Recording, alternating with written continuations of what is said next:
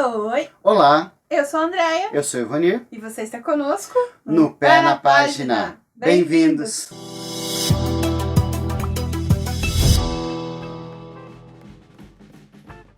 Hoje é o primeiro vídeo do mês, então a gente vai conversar sobre as nossas leituras do mês passado, as leituras de fevereiro. Este mês nós tivemos não tanto quanto janeiro, né? Janeiro foi um mês atípico, justamente porque estávamos de férias. Então esse mês a gente já começou a trabalhar, então já diminuiu o tanto de leitura. Neste mês eu li 2 livros e a Andréia 9 livros. E antes de contarmos as nossas leituras, não se esqueça de se inscrever no canal, compartilhar o vídeo e deixar o seu like, beleza? Vamos lá?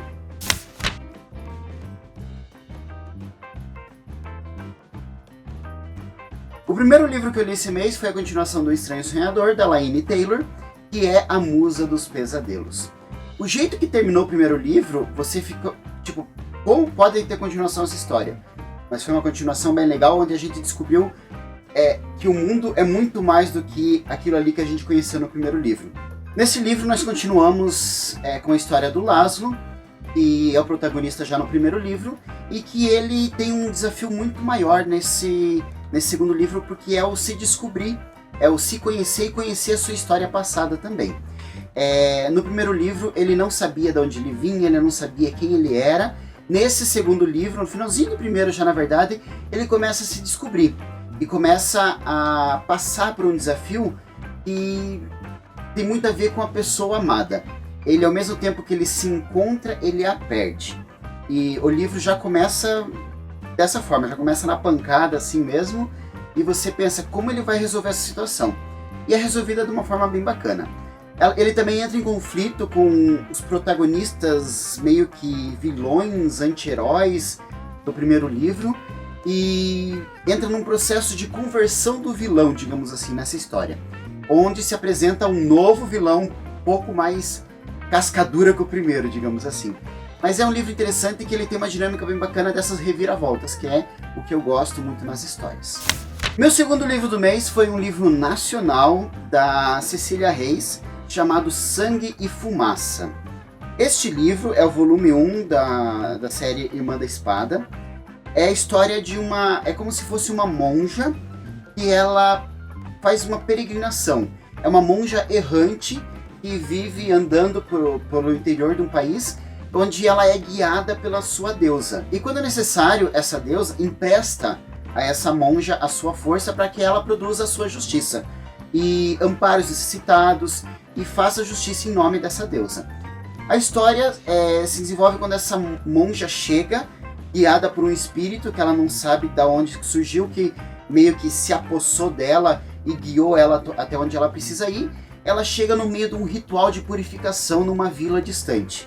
E tem toda uma história por trás desse ritual de purificação, onde eles precisam fazer isso, precisam derramar o sangue de algumas vítimas, voluntárias ou não, para purificar o local e acalmar os espíritos que vivem naquele local, as almas e os espíritos. Depois disso, ela vai descobrindo que a coisa é um pouco mais complicada do que ela imaginava. E ela acaba se envolvendo com alguns senhores e alguns coronéis. Sim, nesse mundo mágico existem coronéis, existe essa hierarquia, digamos assim, que é aqueles que cuidam do lugar ali onde ela está indo. E tem uma pessoa ali que ela está meio que chegando, se apossando do local, só que ela está trabalhando com umas coisas meio perigosas. Alguns espíritos ele está meio que convocando e juntando ali, tá uma vibe estranha. E ela conhece também a sacerdotisa da cidade e um bruxo do local que vão meio que guiar ela no que ela deveria fazer. E junto com a bênção da sua deusa, ela consegue resolver esse problema, só que para resolver esse problema, ela se enfia em outro problema que vai se resolver, espero eu, no segundo volume. É um livro bem bacana, nacional, vale a pena conhecer. Falando agora das minhas 9 leituras. Comecei o mês com esse livro que eu não conhecia, nunca ouvi falar. Minha irmã estava se desfazendo do livro e me perguntou se eu queria dar uma olhada, e eu quis dar uma olhada e confesso que me surpreendi. O livro se chama Aos 7 e aos 40, de um escritor nacional, João Anzanello Carrascosa. Esse livro tem algo, com licença, marido. Esse livro tem algo muito interessante. Como o nome já diz, dos 7 aos 40, o livro é dividido em memórias de quando o personagem tinha 7 anos, e essa parte do livro é contada na metade superior do livro, e ela é intercalada com memórias do personagem aos 40, na parte inferior do livro. Eu achei super interessante, nunca tinha visto nenhuma diagramação assim, e eu achei uma organização muito interessante. É um livro que fala de lembranças mesmo, de memória, do que você é aos 7 anos, o que você carrega daquela criança que você foi aos 7 para quando agora você tem 40, como é que são as suas relações, como é que foi a sua relação com os seus pais e como você encara agora essa relação com os seus filhos, com a sua família, como você viu a sua família ser construída ou destruída, como você faz isso agora quando é a sua vez de ser o protagonista da família. Um livro muito interessante, gostei muito de ler, ele é rapidinho de ler. E olha, foi bem interessante mesmo, vale a pena conhecer. Outro livro lido nesse mês, fininho, é o texto base da campanha da Fraternidade Ecumênica neste ano. É um texto que trouxe bastante divergência, bastante opiniões diferentes, né? Mas ela traz aí a base de várias religiões falando a respeito da paz, né? Cristo é nossa paz, do que era dividido fez-se uma unidade. Então o texto base da campanha, ele busca unir as pessoas, sendo todas construtoras da paz, independente do seu modo de viver, independente da sua religião, independente das escolhas que se faz, independente do que se é, né? Coloca-se todos juntos, unidos em busca da paz. E essa união de pessoas tão diferentes acabou gerando algumas divergências, né? Dentro da própria igreja e com interpretações diferentes do livro.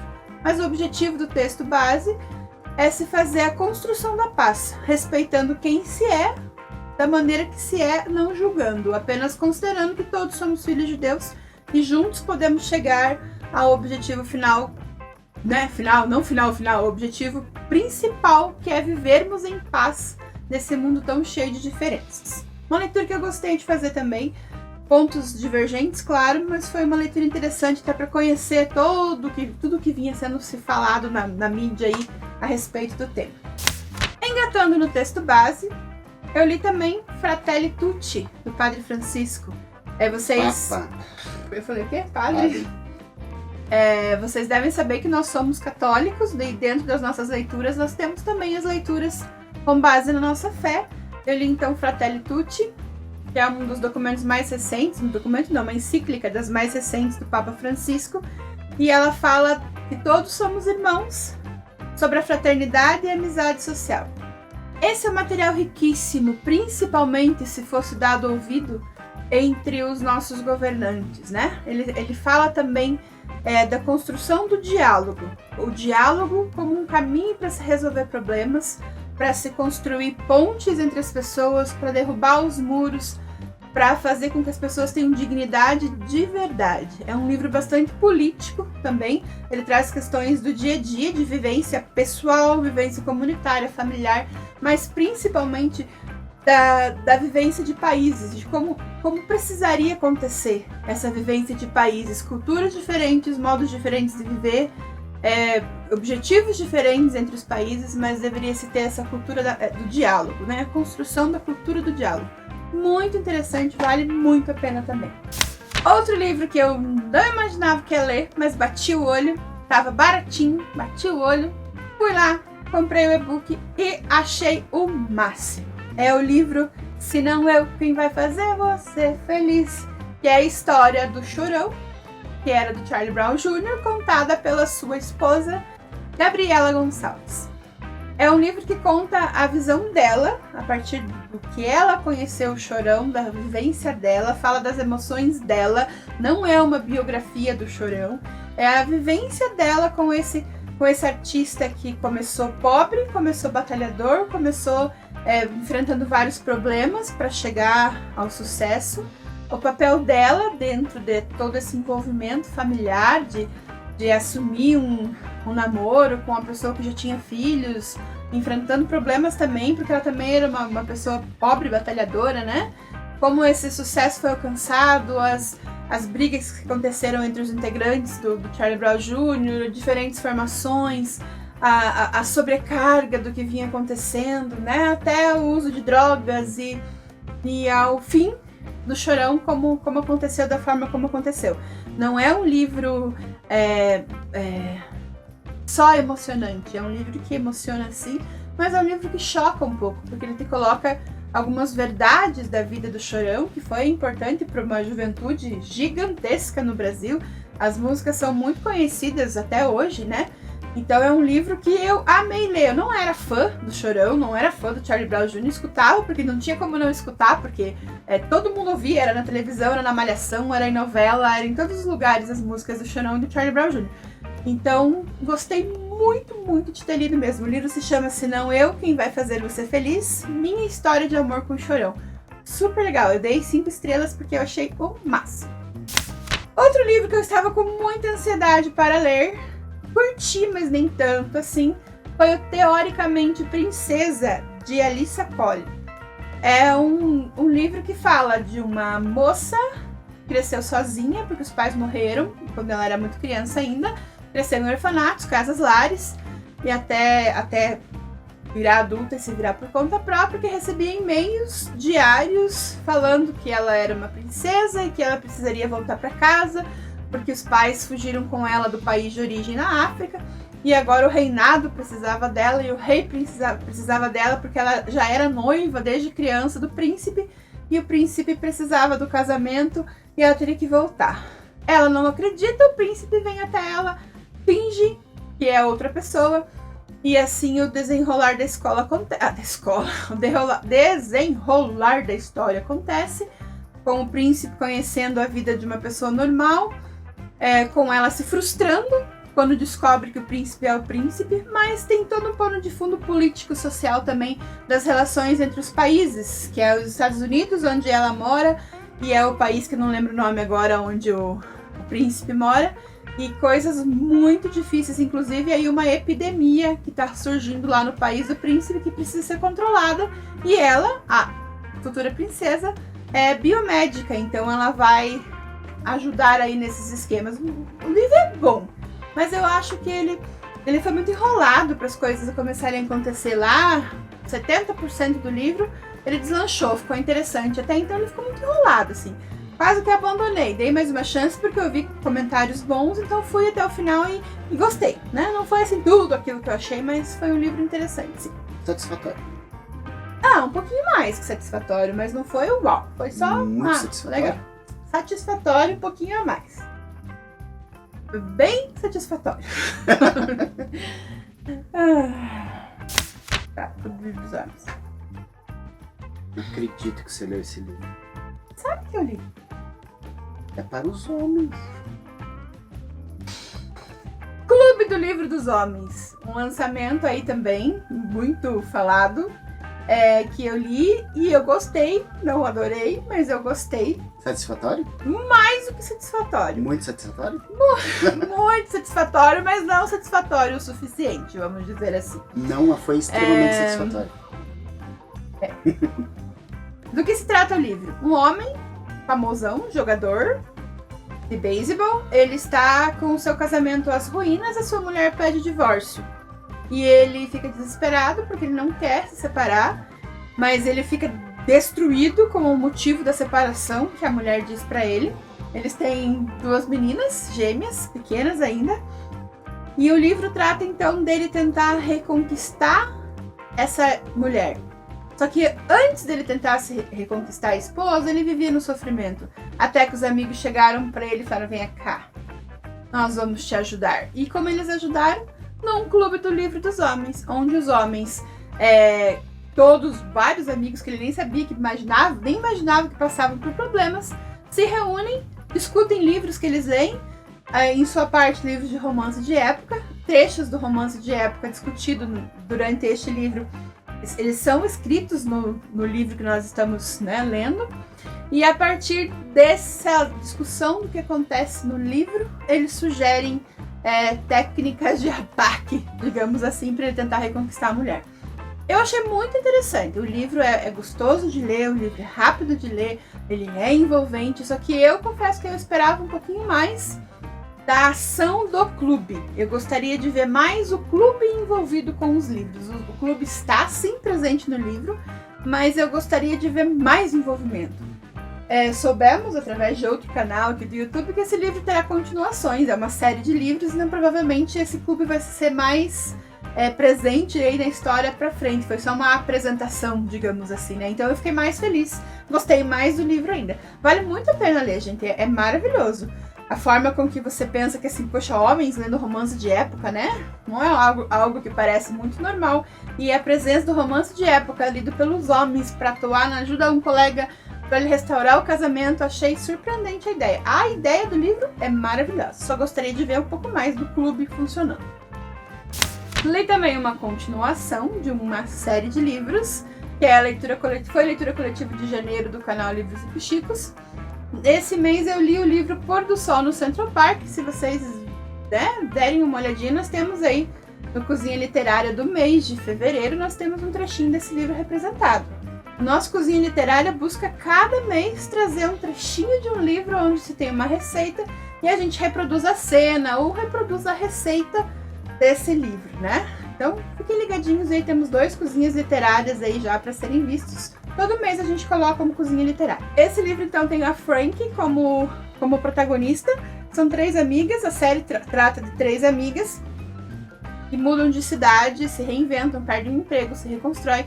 E aqui nós temos esse livro, a Frank, que é muito fechada pro amor, por causa das coisas que aconteceram na sua família, na sua infância, adolescência, relacionamento dos pais, problemas de envolvimento com a mãe. Então ela é muito traumatizada com coisas que aconteceram na sua vida pessoal e ela enxerga então as coisas meio nubladas, ela se fecha pro amor, ela não acredita no amor, ela não gosta de casamentos, mesmo trabalhando com isso na Gênio Urbano, que é a empresa que ela e as 2 amigas gerem aí, né? Então é uma história onde ela encontra o amor em alguém que ela não imaginava e faz parte do nível do grupo de amizade dela, e esse amor então vai aos poucos tirando as barreiras que vivem nela para que ela possa se descobrir. É um livro bem gostoso de ler, esse é bem coração quentinho, assim, você vê aos poucos o amor acontecendo, as barreiras caindo, daqui a pouco acontece algo que as barreiras reconstroem todas de novo, e aos pouquinhos o amor vai conseguindo derrubar isso e trazendo a felicidade para a vida dela. Muito bom, 100%, 5 estrelas. Satisfatório? Super satisfatório. Esse livro, ele se chama Icabug, não sei, eu falo Icabug e o Ivory fala Icabog, então não sei. É o livro mais recente de uma autora famosíssima por natureza. É o livro de uma autora famosíssima pela obra que se chama Harry Potter. Yes, J.K. Rowling. Sabe que você fica pior, né? Mas eu não sei falar. J.K. Rowling. J.K. Rowling. Como que é? J.K. Rowling. Fala de novo. J.K. Rowling.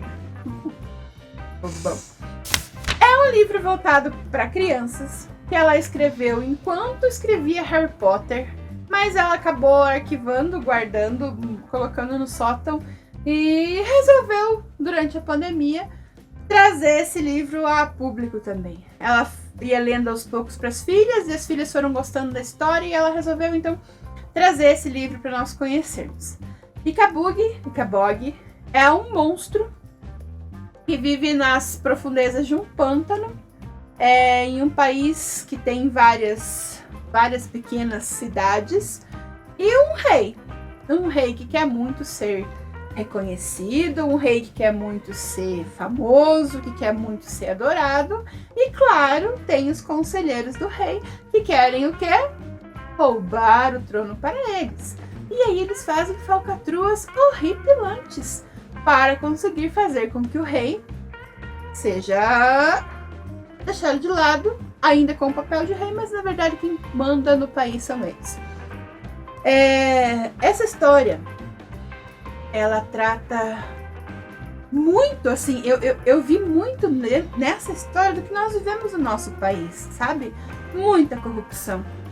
muito ódio, muita morte, muito julgamento, muitos inocentes pagando pelo que não fizeram, muitas pessoas tendo suas ideias barradas, muita repressão. Eu não posso mais pensar o que eu quero pensar, porque eu tenho que pensar aquilo que o outro pensa, porque senão eu não sou mais uma pessoa digna de ser respeitada. Então esse livro, assim, mesmo se tratando uma história de criança, é um livro longo, 288 páginas, mas é uma história considerada infantil. Ele traz, assim, uma representação de realidade enorme. A forma com que esse monstro é encontrado, porque não se sabia se ele existia ou não, a forma com que se torna real esse monstro, e depois a forma com que esse monstro transforma todo o país, é, assim, algo maravilhoso, encantador. Não encantador porque é fofo, porque é um livro que tem violência, sim. É um livro que trata de guerras, que trata de egoísmo, que trata de corrupção. Então é um livro que tem cenas fortes, assim. Mas é um livro que te deixa assim.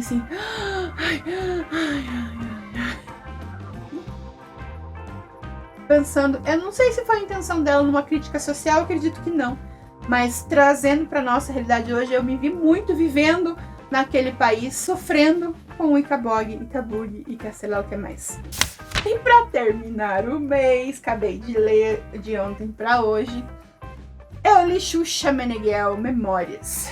Já queria ler ontem, passou coisas dela aí na televisão, e aí me peguei para ler e gostei muito também. Ela fala daquelas coisas que ela é muito cobrada pela mídia, sobre certos filmes que ela fez, certas fotos que ela fez. Ela fala abertamente sobre todas as questões, sobre quem ela é, quem ela acredita, os problemas que ela enfrentou seríssimos e por que ela fala hoje desses problemas e antes ela não falava. Ela diz dos seus amores, dos seus desamores, seu relacionamento com Senna, seu relacionamento com Pelé, seu relacionamento atual com o Juno, seu relacionamento com a Sasha, com a mãe dela, com o pai dela. É uma conversa aberta, assim. Eu lendo o livro, eu me senti na frente dela, eu perguntando e ela me contando. Um livro muito gostoso de ler e também, assim, vai ficar marcado com certeza por ter conhecido um pouquinho mais dessa pessoa que foi tão importante na minha infância. Foi bem legal. Não é uma biografia, são memórias.